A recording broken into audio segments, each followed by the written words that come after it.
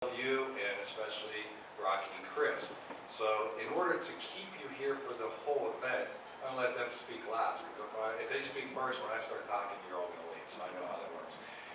They're going to start serving, and as they serve, I'm going to go through a very, very brief presentation, and then when you're done eating and Rocky and Chris are done eating, we're going to bring them up on stage, and it'll be a very nice, informal event. So if you've got questions, they've got a lot of stories, and Chris promised to be out by 5 o'clock, I guess, right? That's what he promised. We'll see. We'll see how it's doing. Okay, so I'm going to run through. So just begin eating. The servers will begin serving, and we're going to run through this presentation. It'll take about 15 minutes. We'd like to welcome, again, everybody who's here. The folks that are here, I want to kind of go down through a list. My partner and co-owner of Allegra Pittsburgh, Dave Beringer, and the rest of our team, you'll see them around. If you are a member of the team, please raise your hand. That would be Chris, Mark, Lisa, Andy, Sandy, and Anthony. Next to Anthony is my son. He heard there was a free meal. He's a fourth-year medical student. He's home for this opportunity, so we're glad to have Gregory here. Thanks. And then I have my board of directors. We were holding a 2-day meeting here, and it actually coincided real nicely. So they're scattered throughout. If you just raise your hand, they're from Michigan, Arkansas, Boise, Idaho, St. Paul, Minnesota, and Little Rock, I think. That's pretty much everywhere. So these guys are very, very helpful and insightful for us to run our business.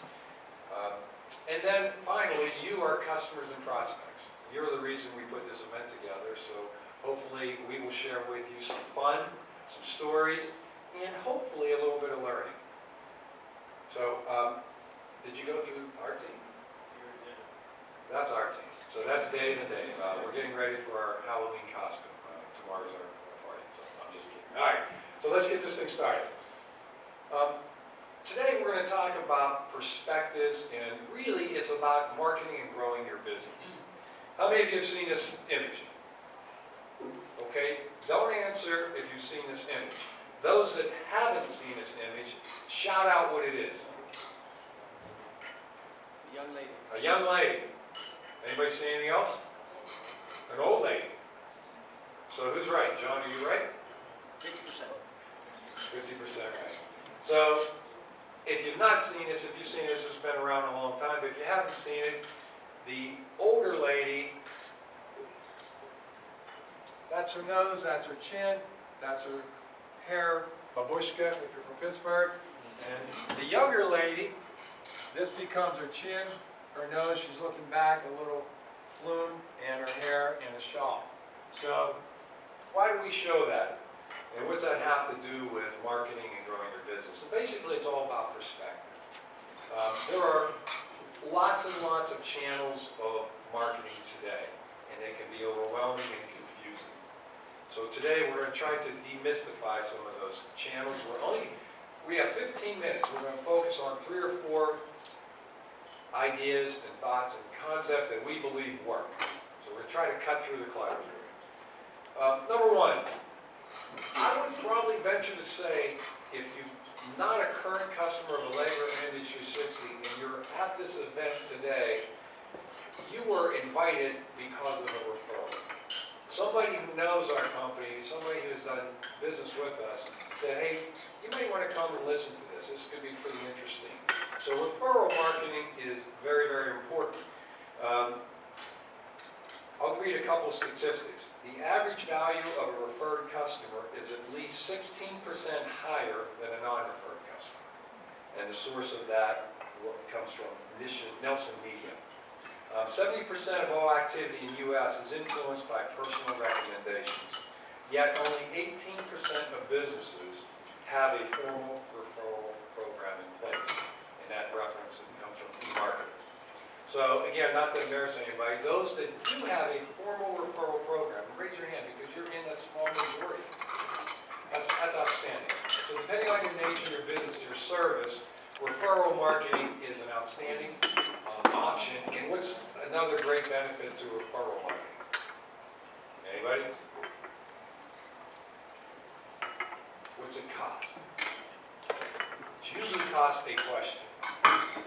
You know, would you did, or the service we provided, or the product that we delivered, would you mind giving me somebody else that is in your sphere of influence? So referral marketing is an outstanding, cost-effective way to grow your business. Next is word of mouth. This graphic illustrates the power of word of mouth, and it's a little bit of an eye chart, but driving forces for purchasing decisions, 54% still word of mouth. So a company that sells and promotes print, direct mail, electronic email marketing, social media, builds websites, does SEO, why am I suggesting things that you basically provide little to no revenue from? And the reason is that they work, that they're part of an integrated strategy. So today is also to give you some things that will benefit you at a very low to no cost basis. Okay, next is networking. If you don't, it depends, every business is different. If you're a large publicly traded company that's multinational, going into a formal referral or network program or group may not be the right fit for you. But as I look across the room and knowing the customers that are here, networking, both on a formal and informal basis, is again a relatively cost-effective, low-cost program that works. In our own business, we derived, last year, Dave and I sat down, we looked at all of our new customers that came in from both sides of the business, Allegra and MH360, and we derived about 45% of our customers were brought into us via networking. So again, a little nugget for you to think about. I'll share with you one quick personal story. How many of you know the Parkway West Corridor heading out to the Beaver Valley? Those folks from Beaver Valley. And as you head out, the Market District is on your right, Settlers Ridge. On your left is this enormous structure called Industrial Scientific. You know where I'm referring?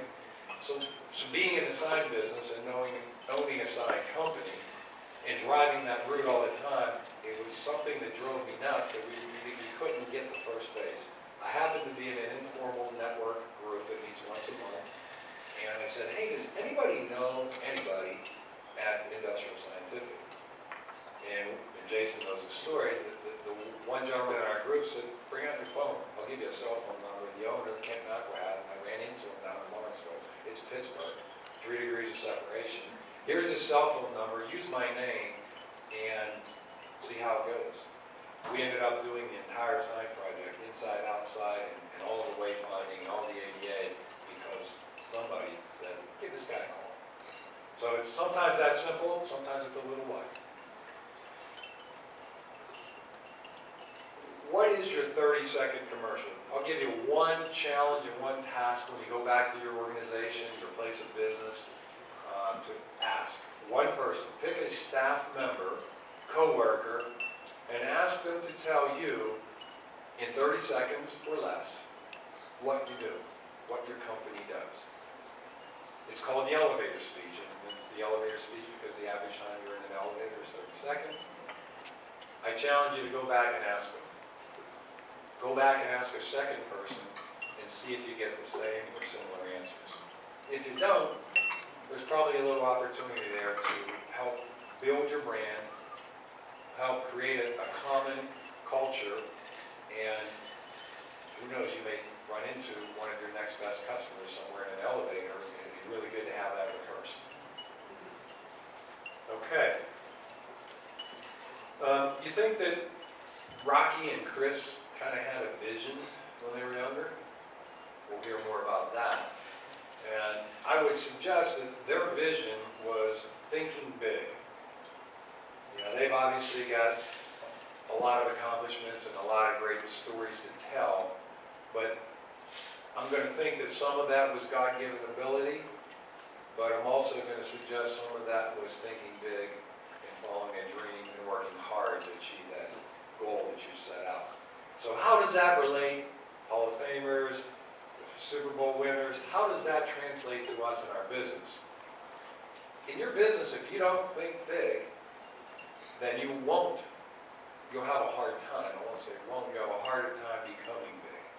So as you sit down, whether you're doing your strategic planning, you're developing your marketing plans, remember to think big. Okay? At our company, company, we try to navigate through what you want to say and what they're interested in learning. We asked you to go over to one of the 4 tables, drop a business card in the bowl, and our hook, our event planning, our event marketing was, we're going to call out somebody's name at the end of this event, which keeps you to the event, by the way. So if you leave early, you miss out chances for some really nice stuff. But the hook is to make sure that you came here for a reason. The reason can be a number of things, but if we don't make it available to you to tell you what we do, we'll never combine those 2 spheres and have that common area that's dark, that's in dark print. So use those opportunities. If you go to trade shows, here's how it ties back to your business. You go to trade shows. You attend conventions. You have open houses. You invite people to lunch and learns like we do. Make sure you have a way to strategically have them interact with your staff.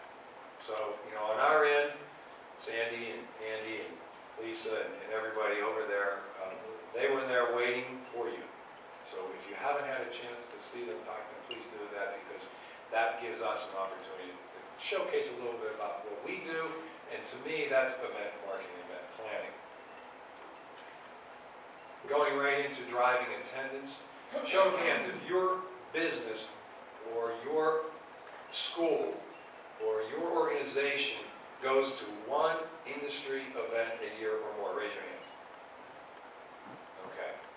So, keep your hands or raise your hands again if your company or organization or school has some sort of display of products or services out there to try to educate prospective customers or clients about your business.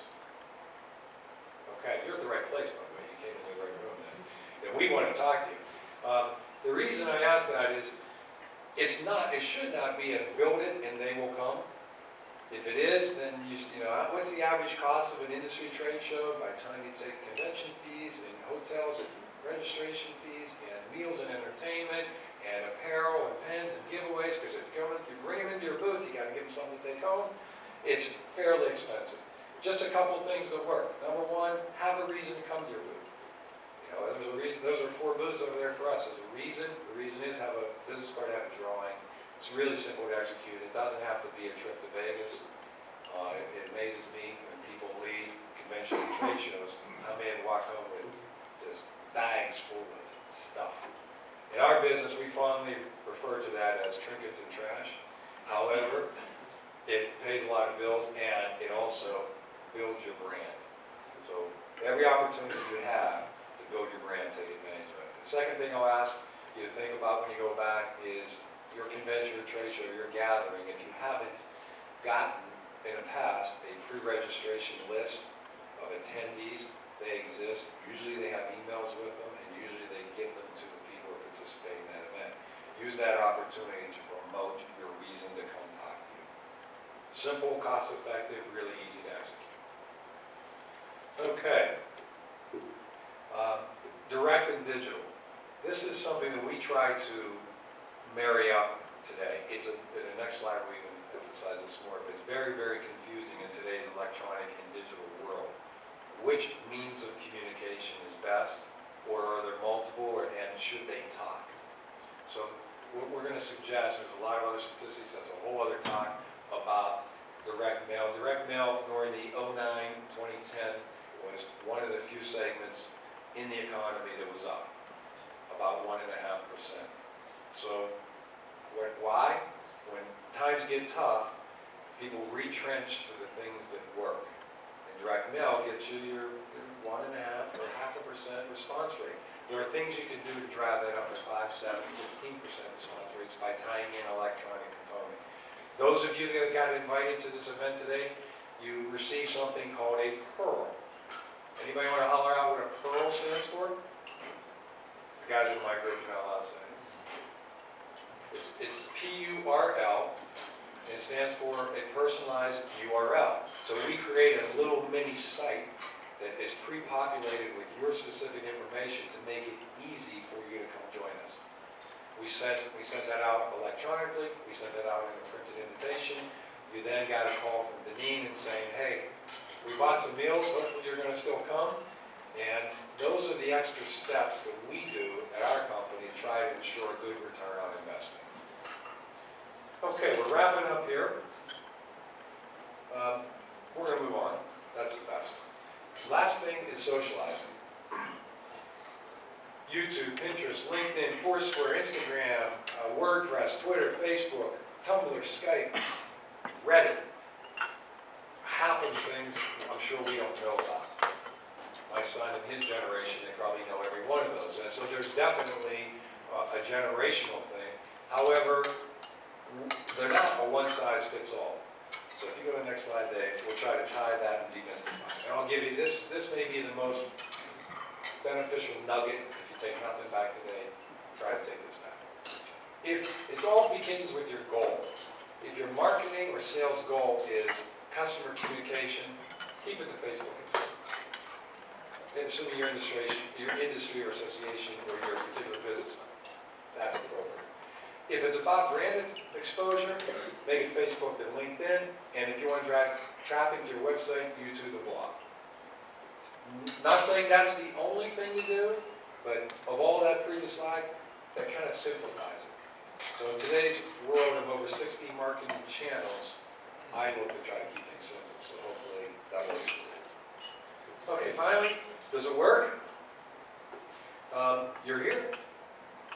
We brought almost 50 people into this meeting. Now, I'm going to tell you, Rocky and Chris probably had a little bit to do with that. So, yeah, we cheated a little bit, but there's nothing wrong with cheating a little bit. We have this opportunity to talk to many people. Anybody have any idea how much it costs an organization to make 50 sales calls? Anybody know just an industry average? Doesn't matter what the industry to make a sales call. Jason, any idea? Dave? Yeah, it would cost about 50 grand to go out and have a real good quality meeting with 50 people. And that's travel time, that's what you pay the sales representative, that's what it's commissions.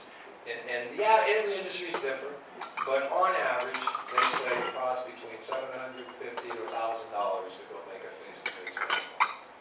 We just made 50. So hopefully we left a lasting impression for you. So does it work? Yes, it does work.